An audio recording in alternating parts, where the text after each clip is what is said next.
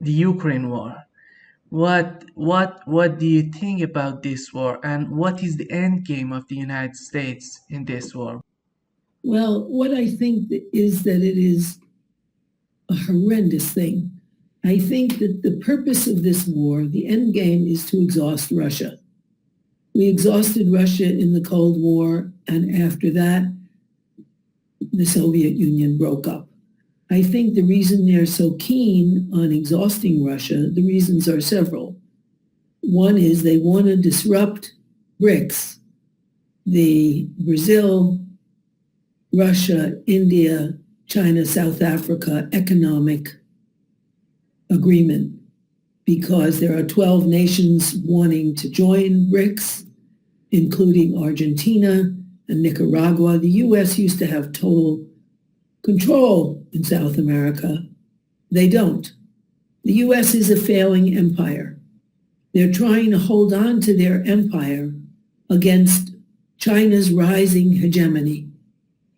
And so I think the primary reason is to exhaust Russia, which has the most natural resources in the world and the biggest landmass, and their alliance with China, which has the most people and the fastest growing economy in the world. I mean, last year, 2022, the Chinese economy grew by 4.9%, almost 5%.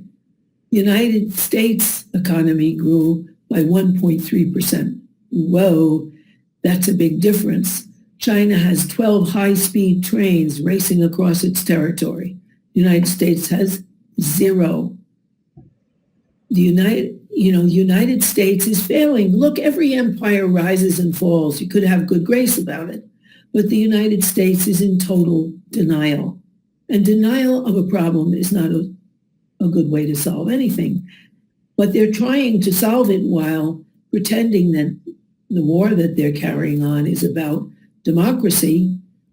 It's about the continuation of U.S. empire, and they hope to totally exhaust Russia and then carve up its vast wealth of natural resources among the former imperial powers who are fighting in the war in Ukraine, or at least donating weapons.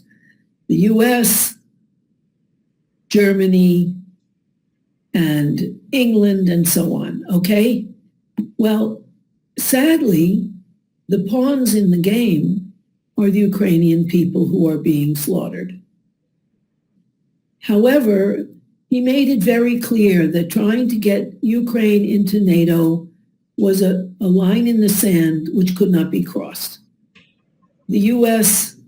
got rid of the pro-Russian leader of Ukraine and substituted Zelensky. Hillary Clinton and her assistant had humorous emails. Okay, let's put in the clown, because Zelensky is a comedian. Zelensky is a paid American agent. He has, although American newspapers don't show this, in the French newspapers, there's a picture of his villa on the Italian Mediterranean. What? You know, he's portrayed in American news as if he is the grand hero of democracy. Meanwhile, his people are being slaughtered. Russia is more powerful. Russia will, of course, win. But meanwhile, the U.S. hopes to exhaust Russia and disrupt the Russian-Chinese alliance and the ascendancy of the Chinese as the new hegemon, the new big empire of the world that has, I think, in some ways, or many ways, improved on the American empire and the International Monetary Fund's policies, which is giving aid without impoverishing their people through austerity. But, you know, I think that's what the Ukraine war is about. It's about holding on to U.S. hegemony and hopefully carving up Russia at the end. Meanwhile, the Ukrainian people are being slaughtered for nothing except geopolitical advantage by the U.S., and it's a horrible thing to see.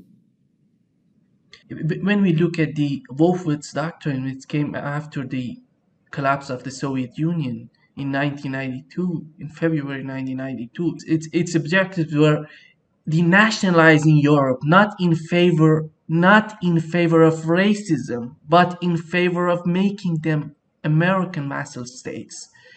And they reached that objective. I see no opposition in Europe nowadays against United States policy, foreign policy, against China, against Russia. Europe's security is based on the Russian energy. They're losing that. I don't think they're losing that. I think they're getting it more expensively because since the United States is not the hegemon it used to be, the Russians are selling their oil to China and India, who are reselling it at a profit, and everyone knows they're reselling it at a profit. So what those European nations are suffering is wild inflation because the Russians are sending it to India. China and India, and they are raising the price to Europe. And so the French aren't so much affected because they get oil from Algeria. But England and Germany and Poland and all those countries are deeply affected because they're paying more for the Russian oil. Everyone knows they're getting Russian oil. The United States is not what it used to be. Saudi Arabia used to be very obedient to America's wishes. Biden asked Saudi Arabia to produce more oil and lower the price. They basically told Biden, go pound sand. No way. They just continued and, if anything, reduced the supply of oil. So we all know, not we all know, the American people don't know, but they don't much care either. They're so defeated and passive. And in France, there is some opposition. It's in French newspapers that you see pictures of Zelensky's villa, and where they reported that on one lunch break, when Mrs. Zelensky was speaking, she spent 40 grand in a French expensive boutique. That's what we're supporting. And very few Americans are excited about Ukraine or about politics, period. They're just suffering, and they don't have an alternative party. They have a, quote, democracy with two capitalist candidates. There's no economic choice here. And although Cornel West 2 days ago offered a choice, he will be quashed by the media because he offers a socialist choice and a way out of the war in Ukraine. So it's a last disgraceful push to maintain the American empire, which is failing all over the world. When we stop and look at what has happened during the last 30 years after the collapse of the Soviet Union, can we say it was a good event that has happened in those days? I couldn't say that. I couldn't say it's a good event. I mean, I think I don't know much about Russian politics per se, but I don't know if it's a terrible event, but it certainly isn't a good event because under Yeltsin, the United States corporations came in and bought everything from that drunk, corrupt person and tried to take it over. And they, Putin was more nationalistic at least, even though in many ways dictatorial. But I don't think it was good. I think what had happened in the Soviet Union was it had become a class society with a bureaucratic class appropriating the wealth of the people rather than people deciding what to do with their wealth. And so that they developed their own kind of class society, which is not a good idea. And I think that was a failed attempt. But then again, it took capitalism hundreds of years to establish itself, with many failures along the way. And it will take that of socialism. China is much more successful with its own brand of quasi-capitalist under state control, state capitalism, I guess I could call it, under state control. And they have delivered, 8 million. It's pretty amazing. It's pretty amazing. Shocking. At the end of World War II, First of all, they were one of the poorest countries in the world. Second of all, millions were slaughtered by the Japanese invasion, and they had a civil war. And they are now the hegemonic power. They delivered, there are some debate about this, between 770 and 880 million people were delivered from poverty in China. Oh my God. 8 million more people were joined the poverty rolls in the United States just over the recession caused by the way we handled COVID. I mean, the pandemic. Other countries looking to the United States and looking to China are looking to China. There's another statistics that really impressed me. In the year 2000, 90% of the nations in the world used the dollar for its basic trade currency. Treasury bonds for dollars that weren't immediately needed for trade, and dollars for for immediate trade. That's been cut down by half, 45. And I think it will be cut down more because the Republicans and Democrats were in a locked battle, and the Republicans were threatening to not pay America's debts. And in a country that is, look, in 1970, America was the most egalitarian of all the OECD nations. Now we are the least. Countries with that much of a discrepancy between the top and the bottom, where half the people in the United States earn as much as 10 billionaires in the United States. It's an untenable operation. And because our government allows private spending, it's the best democracy money can buy. And it's a disaster. And they're trying to bolster the American empire through weakening the Russia-Chinese access. And by the way, they're also enhancing the economies of the top by selling war materials, because the United States is number one in military production and sales, something that we need to get out of, but whatever, it's number one. So this is what I think is going on. It's pretty scary. You see that now in the United States we have Democratic and Republican Party, both of them. You have RFK Jr. right now. I think he's the most valuable person in this race if he's gonna make it. How do you see this presidential race? How is it going to change anything in U.S. foreign policy? It might. I think if Trump were elected, he has great debt to the Soviet Union, to Russia, and I think he will cancel the Ukraine war. He'll also continue, he accomplished in 2017 a $1.7 trillion tax cut for his wealthy compatriots. And he achieved a level of corruption that is wild. He and Giuliani had a plan that was exposed, selling pardons for people from prison that Trump would write for $2 million. $1 million for Giuliani, $1 million for Trump. It's a country for sale.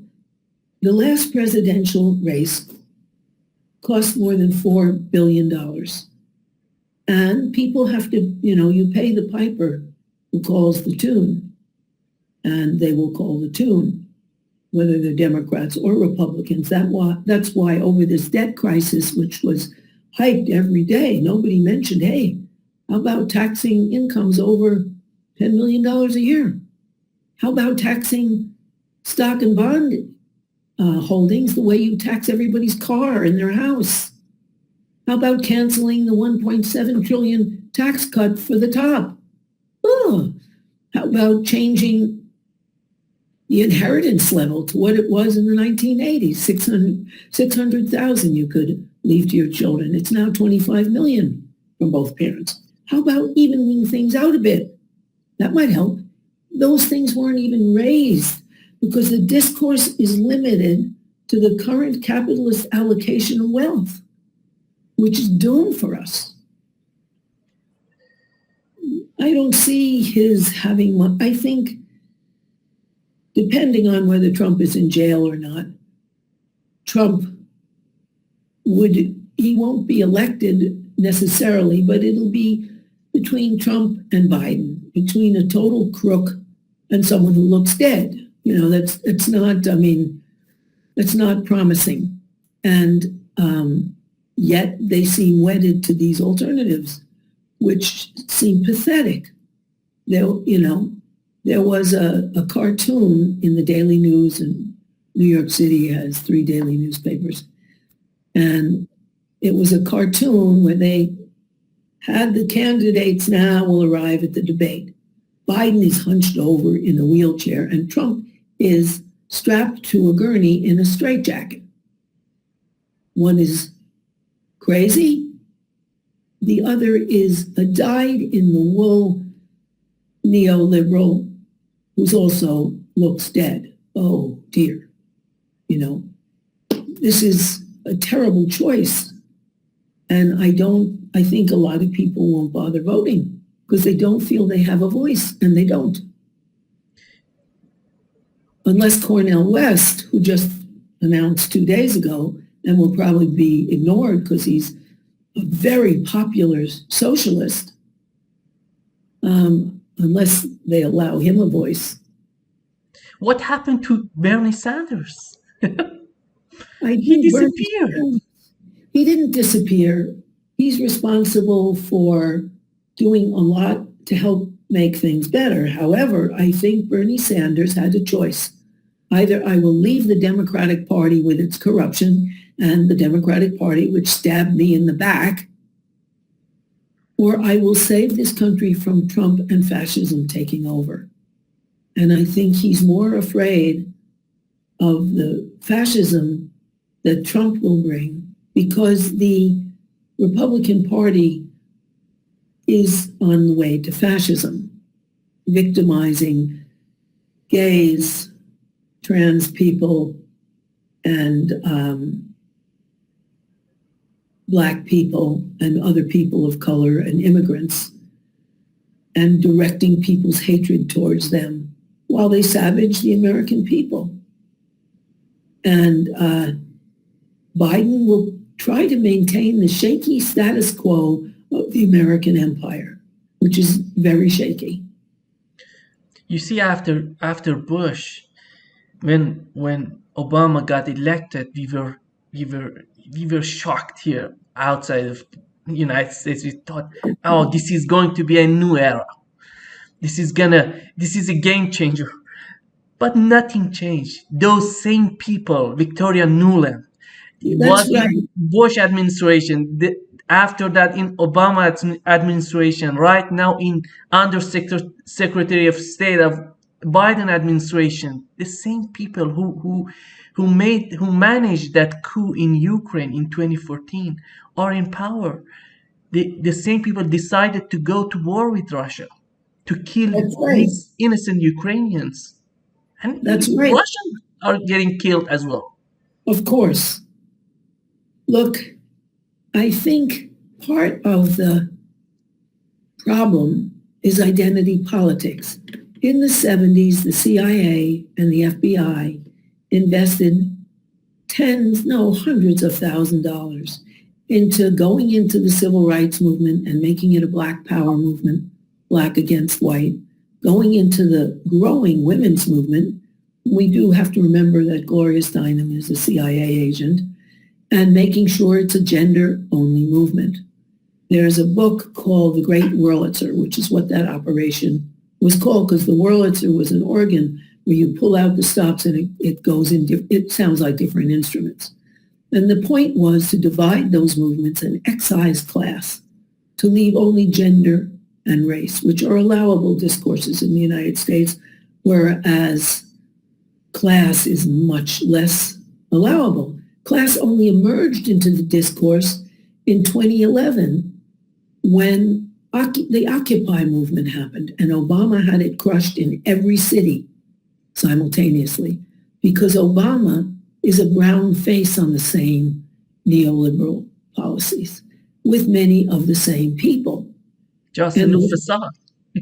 yes, it's a facade, but because of our past in slavery, people thought that electing someone who's brown would be the change because they believed that race was transformation of America. No, it's class transformation, which is the most repressed discourse in the United States, whereas race and gender are allowable. That was a successful operation of the FBI and CIA. Class is emerging now. I mean, Occupy in 2011, before it was crushed, re-entered the 99% and the 1% into the discourse, a huge contribution. And there is a growing union movement in the United States, our greatest hope, because big business made an enormous amount during the pandemic and extolled workers who went to work as essential, but didn't pay them like they were essential. And people are seeing how their labor increased the wealth of the billionaires, and they got nothing. And so they are organizing. Just this week, the UPS, United Postal Service Workers of the United States, plan to go on strike if their demands aren't met. That's 350,000. You also have 130,000 locomotive workers planning to go out. Everywhere you look, you walk around the city, you see people striking. It's dawning on the American people that there are two classes now, the employer class and the employee class. And the employee class are getting poorer and poorer. Added 8 million to poverty during the pandemic, whereas the employee class is getting richer. And so, but we don't have a political party. Like in France, you have France Insoumise, France Unbowed. You have, Mélenchon, who has united the climate activists, the sexual rights activists, the racial activists, the socialists together. And that's one reason why they had over 4 million people in the streets when he tried to raise the pension age. Americans don't have a hope, a party, an identifying movement where they can say, yes, I'm upset, I will join this. And so they're in a very hopeless place and in a very crazy place. People are going crazy. You can't walk around New York City for 10 blocks without seeing somebody out of their mind and raving. It's so sad. And there are 66,000 people. Of course, they don't question everybody. I know there are hundreds of people living in the caves in Central Park. And there are lots of people living in the subway system. But those that they can count who are on the streets, there's 66,000 homeless people. And more people are evicted every day because the mayor of New York has allowed the landlord class and the real estate board of New York to dominate here. The contradictions in our capitalism are sharper and sharper, but we don't have a movement to address that. And that's a very hopeless time. I'm a therapist. I'm very sensitive to that. But, I think that's part of the reason why people aren't in the street demonstrating against the $120 billion sent to Ukraine, to Zelensky, and not given to the massive problems in the United States. It's a very bad time here because denial is not a good way. And yet you don't have any outcome. You are killing Ukrainian. Yes. You are doing nothing in favor of Ukrainian. They are losing their land. They're losing their power. They're losing their state. They're losing their right. They all immigrated to other countries. How do they justify these They don't have to, actions. because that isn't what's in the newspaper. What's in the newspaper is the fight for democracy, with interviews with people who are victimized by the predatory Russians and say the Russians are at fault, and no counter. If you believe in truth, you want to have two different points of view. We don't. We have one. And they do say that the first casualty of war is the truth. That's true. But even the public radio stations don't include the other side. Even if they want to say, on the one hand, Europe is awash with Ukraine, with goods on the black market, that American armaments that are being sold because it's a very corrupt place. And they've banned unions and they've banned alternative political parties except for the fascists. And on the other hand, to say we believe they're the democratic force. You have only one point of view. And so Americans don't know. They really don't know if they listen to their media when they listen to the news, and mainly they don't bother even listening to the news because they've given up. They don't have a place to turn where they could know that, they're getting an honest story, except on the internet. And a lot of people don't look for news on the internet. They look for YouTube entertainment only. You see, the other day I was talking with a European professor, Jean Bricmont. He said he was against this immigration, this pouring of people into Europe. He was because the society cannot sustain it. You see, but I told him what is the consequences of these immigrations, why they're immigrating from their countries, what has happened to their countries, what has happened to Iraq, to Afghanistan, to Libya, to Syria. These are failed states. The government is not working there. These people cannot live there. How they can make their life there? They can't, and people don't go to another country, leave their home, leave their language, leave their people. They don't do that unless they're forced to. So instead of looking at, okay, why are these people leaving? That good question you asked. They just say, we don't want them. It's not like they decided to go to another country like an amusement park. It's a terrible sacrifice of their language, of their connections, of the web of life and relationships that sustain them. They have to leave everything there and go. That's right. The same thing is happening as immigrants from South America come to the United States because they're impoverished because of our investments there that impoverished them, as well as their own predatory capitalist class. But, they act like people are going to an amusement park. There's enormous suffering behind it if you move. That's one of the traumas. There's a couple of top traumas. And among the top 5 is moving. And they're not only moving from place to place within a culture to whom they have been acculturated since they were children. They're moving to a whole different system. And it's traumatic. But it seems that Europe just doesn't consider its role in the whole situation, in these problems. They just say it was the United States. But what is the role of Europe? Exactly. They went along. They're there. They're buying their oil. Look, the U.S. destroyed the pipeline between Russia and Germany. There was an article that really showed that, although it sure wasn't by Seymour Hersh. It was not played up in the U.S. the way it should have been. But it definitively shows that the U.S. blew up the pipeline. Where are the Germans in the streets? Now, the German government is paying people's fuel bills in order to prevent people in the streets. But how long can that go on?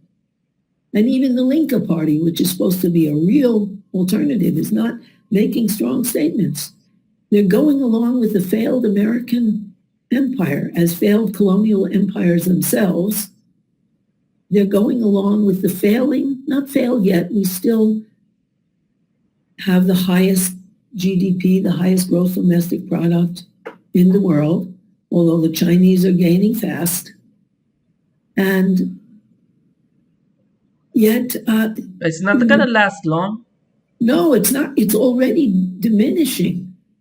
I mean, I'm old. I can see the difference from when I was a child, where you could always get a job in the United States, even if you were Black and there was a huge bias, even if you were a woman and there was bias. You could always get a job, not a wonderful job, but a job. Now that's not so easy.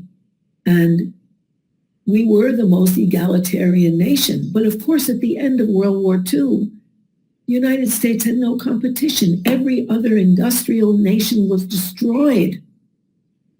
And so we were the kings. And the dollar became universal currency, as the pound was when the British had their empire. And so that we got used to and had the ideology of a nation where everyone in a family headed by a white man had a chance to advance between 1820 and the 1970s. Every generation of families headed by a white male could do better than the one before. Then once we outsourced their jobs so the capitalists could make more money in India, China, Bangladesh, Pakistan, and industrial jobs left that were well paid, that party started to be over, and it's over now. But the ideology of it, that we are the king, that we are superior, that we give everyone a chance, everyone knows that isn't true. But the ideology continues, and the pretense. You see that just the situation in the United States, this uniparty in the United States, we see the effect on the other countries. You see in some countries, there is not much of democracy. People want to change some policies, internal and foreign policies, but United States buy those oppositions, and make them corrupt as possible. And the hope of people of those countries disappear because those opposition were bought by United States, by NGOs, by some group, and the same NGOs that made that coup in 2014 in Ukraine.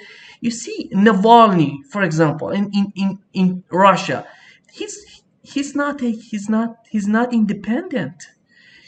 People need independent positions that can go after the rights, not the right of the other countries, like United States, those elites in the United States. Yes, but I think where people all over the world rebel against that and don't give in to the United States. Look at Lula in Brazil. They had put him in jail. Bolsonaro, that the U.S. really did favor, is on trial. And Lula won. That's amazing. Yeah. And in Chile, a socialist won, the first since Allende. I mean, they have fascistic elements there too. But wow, that's a big change. It's a big change in Colombia, where they have their first socialist government. So whatever the United States is doing, it's not universally working. You have 12 nations of different kinds with different politics wanting to join the economic alliance that is BRICS. And that's a huge development in the world. The world is changing, even with the corrupting of local people in a neo-colonialist framework. You see what I want to say. If you look at Venezuela, if you look at Cuba, what is the problem of these countries? They have because they are under tremendous sanctions, more than 30 years. They cannot 60 years for Cuba. They cannot stand on their feet. Why? You see, those people are I fleeing Cuba, I fleeing Venezuela. They're living because of their low quality of their life. Poverty. Poverty, However, exactly. Cuba doesn't have as many refugees because they do provide for their people. They have better medical care than the United States, and they have a lower maternal death rate and a lower infant mortality rate, and their lives are extending. United States, people are dying younger and younger in the United States. So, and not in Cuba, which is a poor country. So it is true, it is a poor country, and the United States has been a terrible influence. But has become a poor country. It's not a poor country. It was under the U.S. sanctions, tremendous U.S. sanctions. For 60 years it has been. And they have managed miraculously. They do have the most progressive and advanced family policy in the world now. It's not publicized much, at least in the United States, but it's really impressive. So they haven't succeeded. They never succeeded in all their coup attempts and their sanctions to destroy Cuba. And I don't, that I know. And they are a model for medical care. England sent their doctors there from the National Health, because there's a doctor for every 12 people in Cuba. And so the United States doesn't have the power it used to. It's still a powerful country, and it certainly has the power to destroy. Look what we did in Iraq, but not to win. We lost in Iraq. And, we've lost the last 4 wars. There was a draw in Korea. We lost in Vietnam. We lost in Iraq. We lost in Afghanistan. And none of those countries even have an air force. Those are the signs that the American empire is failing. So in spite of the wealth and the influence, they are losing. And the Ukraine war is a way of holding on, which is destroying the Ukrainian people and the Ukrainian countryside and polluting. I mean, war is a huge pollution, polluting the planet. And of course they'll lose. They know that to begin with. I'm sure Zelensky, that's why Zelensky has his mansion in the Italian Riviera. Just like the person we put in Afghanistan took off in a helicopter packed with dollars to save himself while his country was sacrificed. But, I don't know if there are any internal rebellions in Ukraine. We wouldn't hear about them in the United States. But it's a terrible thing that's happening here. Terrible. And it's not only the fault of the Russians, hardly.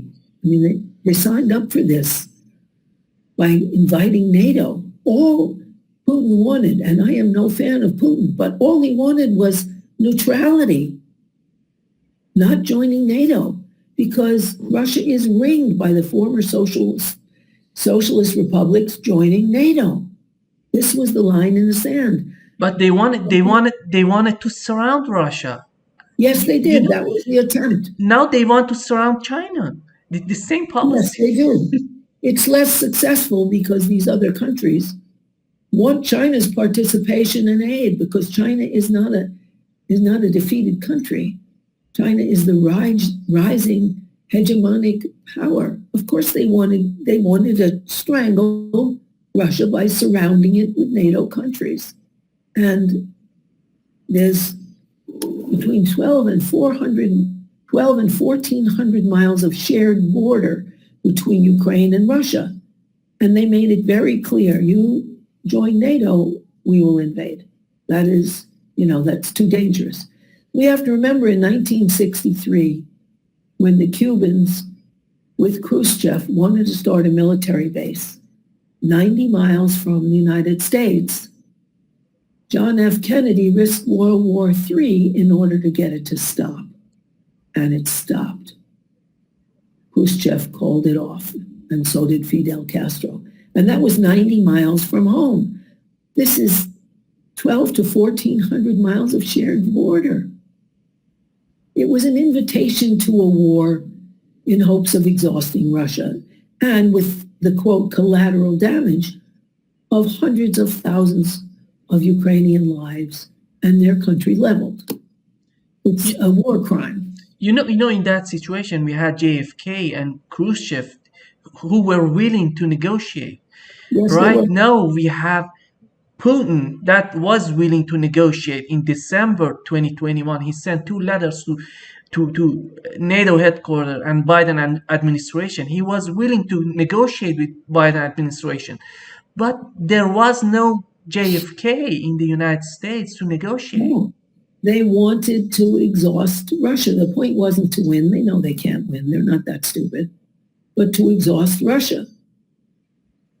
There's a man named Mercurius who broadcasts from England, who reads all the Ukrainian and American and Russian war news and so on, who is perfectly aware of that. That the top American generals know they can't. They won't win. America is fighting to the last Ukrainian, unfortunately for the Ukrainians. And of course they won't win. Russia is much more powerful than Ukraine, even with American arms, and they will level their country and kill tens of thousands, if not hundreds of thousands of people. But for the U.S., that's collateral damage. It's a moral sin, but it's collateral damage. Yeah, as long as they're killing one Russian, it can satisfy the United States. He said, "This is the best way we're spending U.S. dollar in the Ukraine by killing Russians." You see how outrageous are It is these policies? outrageous, but it's not about killing individual Russians. It's about killing the Russia-China connection. It's about making sure that the hegemon that is replacing the United States, which is China, which will be it's already more advanced technologically than the United States, it will be the new power of the world. Instead of adjusting to that you can't always be the top, that you have to learn to live without being the hegemonic power. And if we could take that 850 billion that we're using for armaments to keep up the arms industry and our economy around it, then people would have good lives in the United States instead of suffering the way we do. But we don't have a party that expresses that for us. But 60% of those money comes back to the military-industrial complex. It goes and comes back to the pocket. That's right. And about 60% of the industries in China have American investment. The capitalists moved to China to save money on worker salaries and abandoned American workers. And unlike the workers in Scandinavia, we didn't have a socialist or communist union movement that prevented outsourcing. So they could do whatever they wanted. And with the invention of the computer and the fax and high-speed jet travel, they could exploit nations in the world that were poorer and didn't have ecological constraints and didn't have guaranteed worker rights fought for by the unions. And so they left. And so we built up manufacture in China, which is now the giant producing most of the things that are in the American marketplace. And I remember reading that even the little MAGA flags they have for the Make America Great Again Trumpists made in China. You see, when people from the outside of the United States, foreigners, think about the United States foreign policy, they see Trump better than Biden. Definitely. Trump is louder, and also Trump is much more aggressive with his message, and his message is fascistic, really. But it's much more loudly proclaimed. But as much as he has those QAnon, those racists behind him, but we have the other side of the coin that he didn't start any war during 4 years of presidency. He didn't. He tried to bring Israelis and Saudis together. He tried to do that. He was not willing to go with war. He was not willing to send weapons to Ukraine. They forced him to send weapons to Ukraine. we can see the other side of coin. That's I think beside those all the problem that Trump has, but we can consider these. That's why the blob hates him so much. You see, if we look at the North Korea, United States needs something like North Korea on the borders of the South Korea to send weapons to South Korea. Right. It needs China to send weapon to Japan, to send weapon to Saudi Arabia. It needs Iran to send weapon to Saudi Arabia. You see, this game was going on for such a long time during the last 30 years. Right. And Trump didn't interrupt it. When Trump was No. president, the Yes. Saudi prince could carve up a journalist and murder him and walk out with his body parts in a suitcase. That was fine. And Jared Kushner, who was supposed to be in charge of the Middle East, encouraged Israeli settlements at the expense of the native population, the Palestinians, and that became much worse. And so that, that Trump is not very different. And Trump will deliver nothing to the American people except a whole lot of patriotic statements that we're better than everybody else if we're white and male. Okay. It's fascistic. And I think Americans have very, very poor choices. Cornel West is a real choice, but they won't let him have much of a voice in our media. I never heard of him. He's a Democrat? No, he's an independent socialist person, and he's running with the People's Party. And he is the primary spokesperson. There's 3 intellectual voices of the left that are powerful. One is Cornel West, who talks about both race and class. Another is Chris Hedges, who talks about our military industrial complex. And the other is Richard Wolff, who talks about the whole geopolitical issues and helps people make sense from a left eye. But Cornel West is a giant. He's a giant of race, explaining race. He's black. He's got a doctorate, but he was trained as a minister. He was at Harvard, but they wouldn't give him tenure because they're so right-wing racist while posing as progressive. So he teaches at the Union Theological Seminary in New York. But he's a nationally acclaimed figure for anybody who's at all leftist. And he's decided to run. I don't know Cornel personally, but I believe he's decided to run because of the terrible void here politically, that people need a choice. But still, anyone out of these 2 parties has a little chance to win. Yeah, well, look, I think that a lot of people won't vote. It's not like countries in which you have choice. I know France best because I lived there for a while. Okay. Here in Brazil, it works finely. It does. It works very well. Works well in France, works well in Brazil, works well all over the world. But there, in the United States, allowing money in elections and counting corporate contributions as if they're freedom of speech, which our right-wing Supreme Court has allowed, meant that it is the best democracy money can buy. Corruption is everywhere. George Santos is sitting in the Congress. Well, he'll maybe not sit there anymore because his bail was $500,000 paid by 3 individuals, and he won't divulge their names. But the reason he was in trouble was that he stole funds. He made fake checking accounts. He made fake credit cards and ATM cards. He took money from a veteran. He said he would collect the money on GoFundMe to help this man's service dog. Then he stole the $5,000 that would have paid for that dog's operation, and the dog died. That's the kind of thing he does. Everywhere he turns, he's wanted for theft. He's in the Congress. They won't kick him out.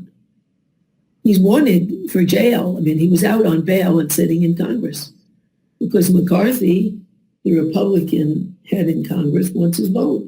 It's a level of corruption that seeps everywhere, everywhere.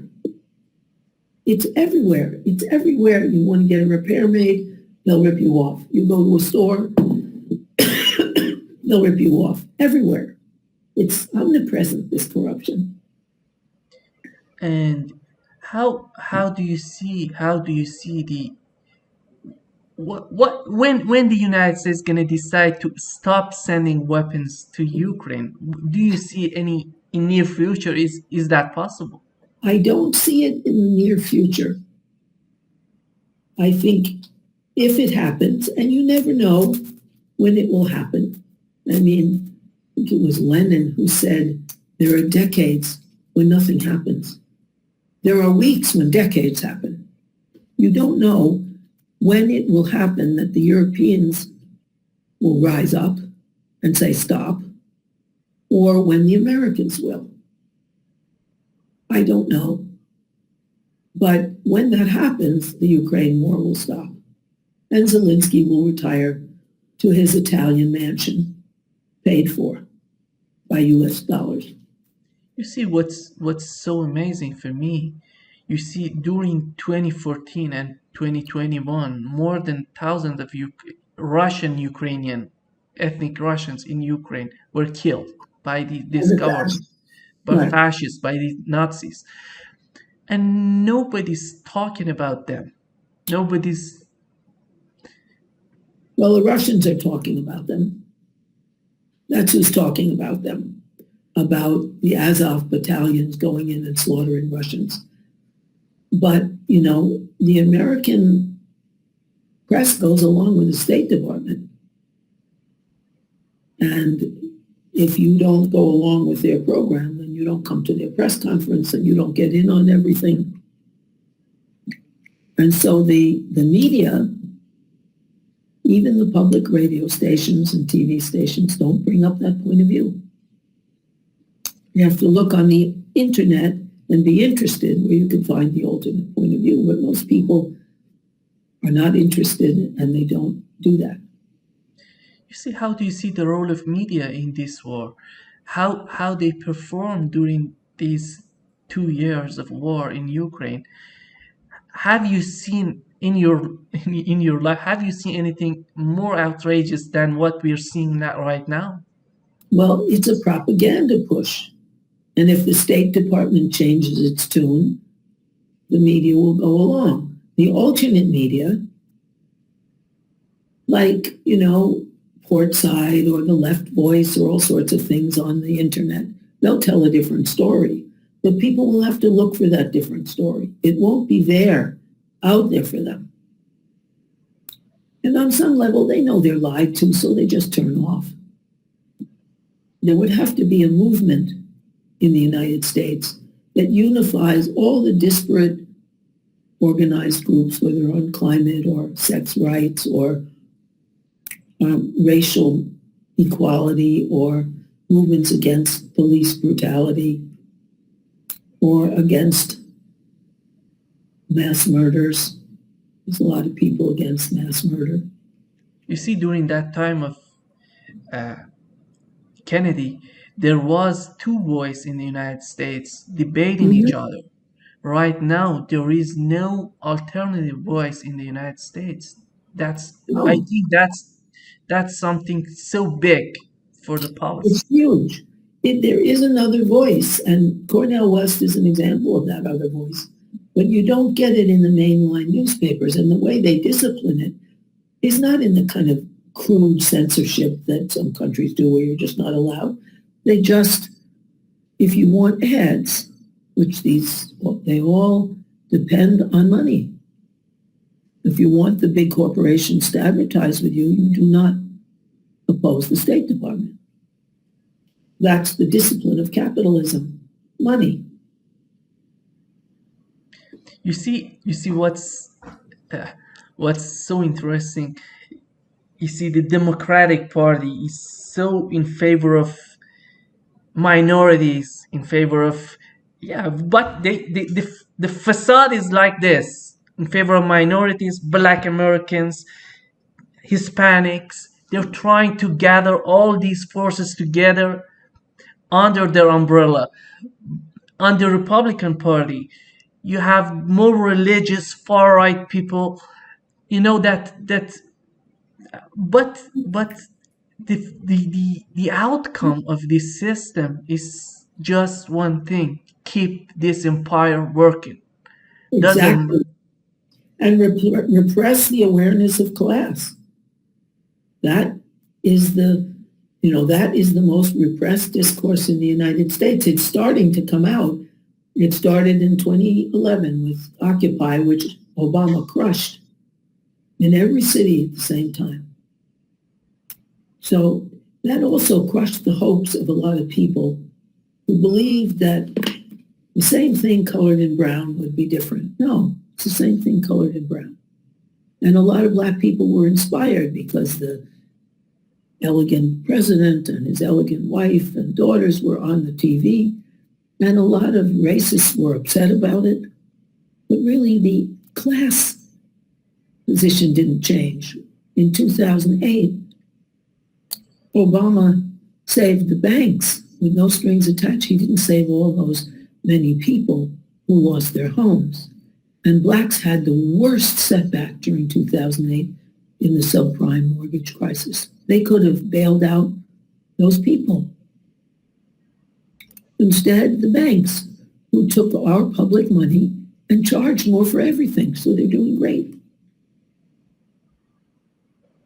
It's a system. It's a capitalist system using everything it can and repressing what would threaten it, which would be a class awareness in the United States, which is more and more class divided. The least egalitarian in the whole, all of the 30 OECD, overseas economic cooperation, whatever, their coalition. And the hope is right now in the United States that incipient, that growing awareness is there in the union movement, which is stronger than it was for 50 years. It's stronger than it was since they kicked the communists and socialists out of the unions. In World War II, during World War II, they referred to Stalin as Uncle Joe on the radio. Because, look, the Russians lost 30 million people in World War II. We lost 416 million. It's a difference.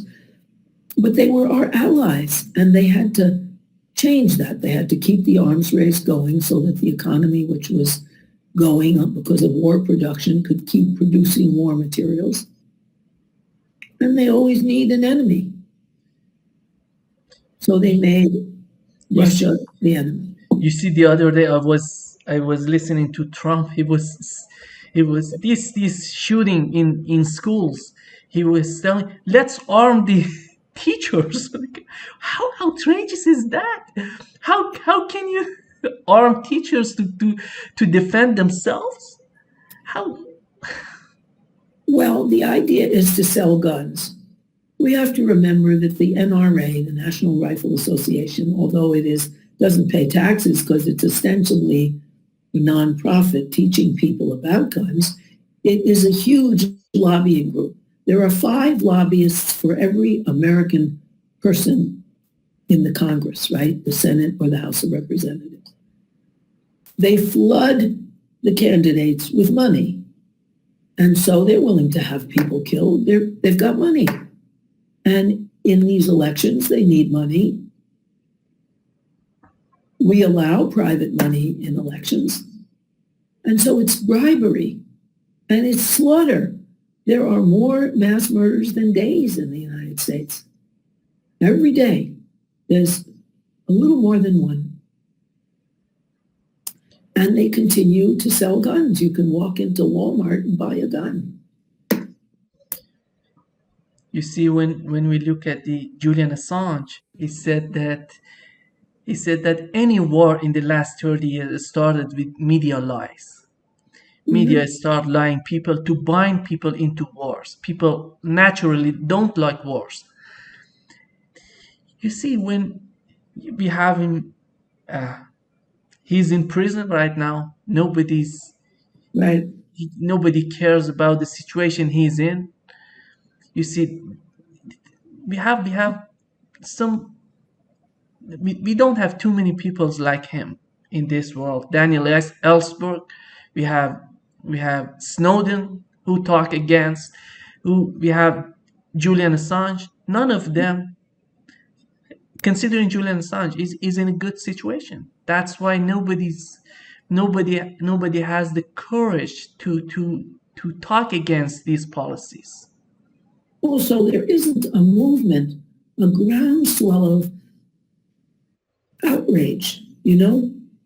And in the United States, particularly, we haven't had a war on our soil since the Civil War, the 1860, in late 1850s, 1860. And people don't really understand what war means, A. And B, our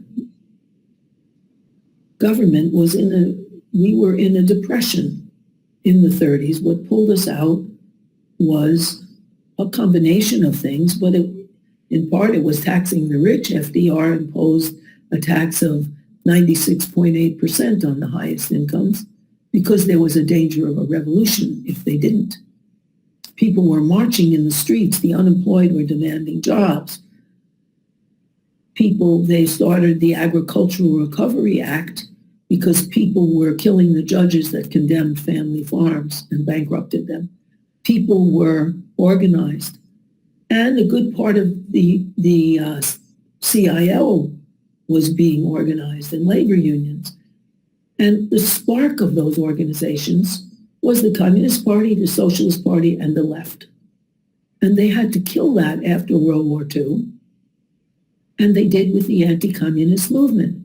And the anti-communist movement in America worked a whole lot better than the anti-communist movements in Europe because the Communist Party was the resistance. They were the strongest resistance to fascism. They were the organized resistance. And so people were not going to see them as traitors. The United States we weren't invaded, we didn't have a resistance. And so that they could be picked on as a way of stopping the sympathy with the Soviet Union and also getting the organizers out, which they did. And it was successful for a long time and repressed the movement of blacks for equality and the union movement. That's resurging now. But, Mayor Adams tried to say, he's the mayor of New York City, the problem we have now is socialism and communism. No way. And because he said that, because the City Council of New York, the local representatives from the different districts in New York, is at least a third socialist. So the City Council responded, don't we have to worry about fascism, Mayor Adams?